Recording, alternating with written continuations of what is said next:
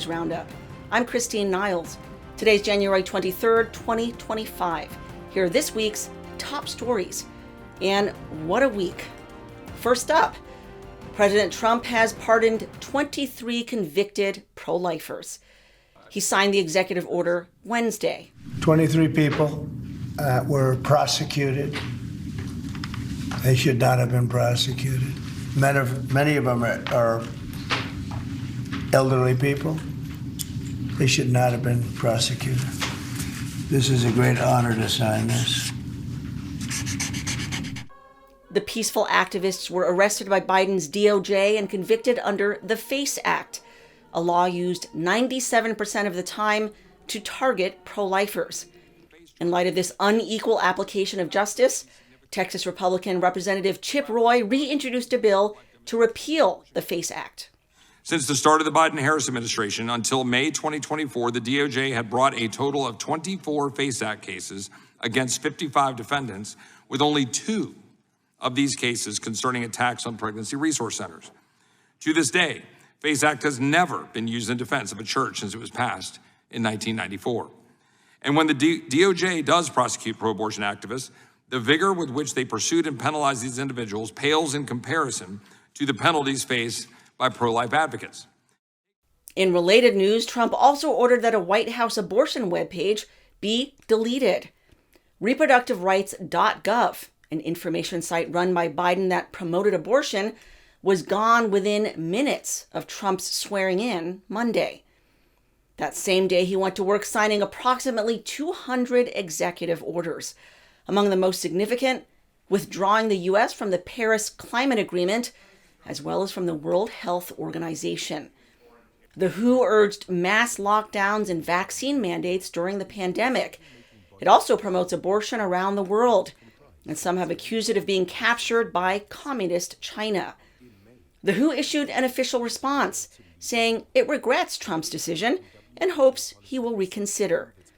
The U.S. is the largest financial contributor to the WHO, giving $1.3 billion last year, followed by Germany, which gave nearly $900 million. The Bill and Melinda Gates Foundation is third at $830 million. Little wonder the group wants Trump to reconsider. Trump also began a mass purge of Biden holdovers. Just after midnight of Inauguration Day, he tweeted that he had let go 1,000 federal employees, closing his note with the words, "You're fired." The Department of Homeland Security also fired all its advisory committee members, citing misuse of resources. Going on to state DHS activities would now be focused on advancing our critical mission to protect the homeland. The committee was responsible for allowing the influx of millions of illegals into the country. And speaking of illegals, after Trump declared a national emergency at the border, troops were immediately stationed at the Mexico-U.S. border, including El Paso.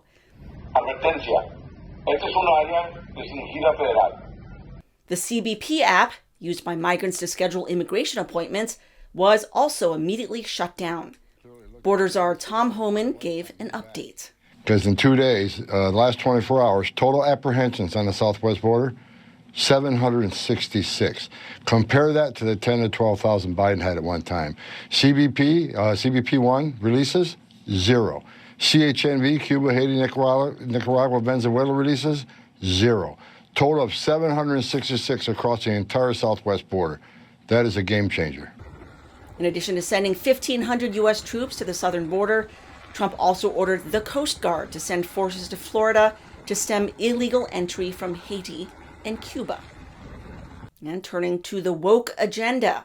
After officially proclaiming only 2 genders, male and female, Trump set about eradicating diversity, equity, and inclusion programs, shutting down all DEI government offices and placing officers on paid leave. The Federal Aviation Administration proceeded to axe all DEI initiatives.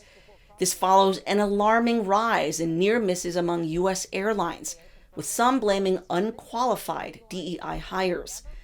The Federal Communications Commission also got rid of all DEI promotion, with new chairman Brendan Carr moving forward with Trump's complaints of media bias against ABC, NBC, and CBS. He's grabbed the wheel through these hundreds of executive actions. He's turned the ship around, and he's setting us out on a course for a great American revival. And here in D.C., it's sort of been a tale of two reactions. For the swamp, it's been a rough 48 hours. I think they describe it more as shock and awe. But for the patriotic Americans, they feel like this sense of decline, the sense of malaise that's taken over the country over the last 4 years is ending. And the way President Trump is doing it is going right to the source of that decline, and he's getting rid of it root and branch, and DEI is part of it. To your point, people would be shocked if they learned how much DEI had been embedded in agencies. At the FCC alone, we were spending millions and millions of dollars promoting it. Thanks to President Trump's leadership, that's ending, and we're getting things turned around. Trump also rescinded a 1965 executive order on affirmative action, now banning all race-based hiring by the government.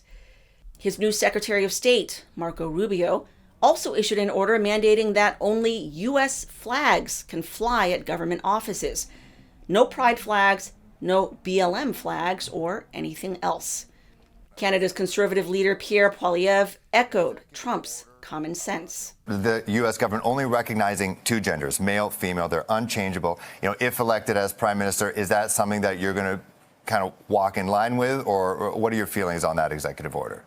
Well, I don't know. Do you have any other genders that you'd like to name? Me personally? Yes. I'm just asking more so if you're in line with what he is saying. Do you agree with what he's saying? Is that something that you would be lockstep with if elected as prime minister? Well, I'm not aware of any other genders than men and women. I mean, if you have any other that you want me to consider, you're welcome to tell me right now. In other news, the former head of Planned Parenthood is dead. Cecile Richards passed away at age 67 from brain cancer on the same day Trump was sworn in. Richards headed the abortion giant for 12 years, during which time she oversaw the killing of 4 million unborn children. In November, Joe Biden granted her the Presidential Medal of Freedom. Journalist and founder of The Federalist, Sean Davis, tweeted, "Cecile Richards was a demonic, baby-killing monster who, absent repentance to and acceptance of Christ, is now reaping the eternal reward for the evil she committed on this earth. God's mercy is perfect, and so is his vengeance." Like I said, what a week. Lots more going on, but that is this week's Catholic News Roundup. The news is coming fast and furious. We'll be sure to keep you updated on all the latest. Please just sign up to our email list at stellamaris.media. That is stellamaris.media. Please help me to grow this channel by liking and sharing this content.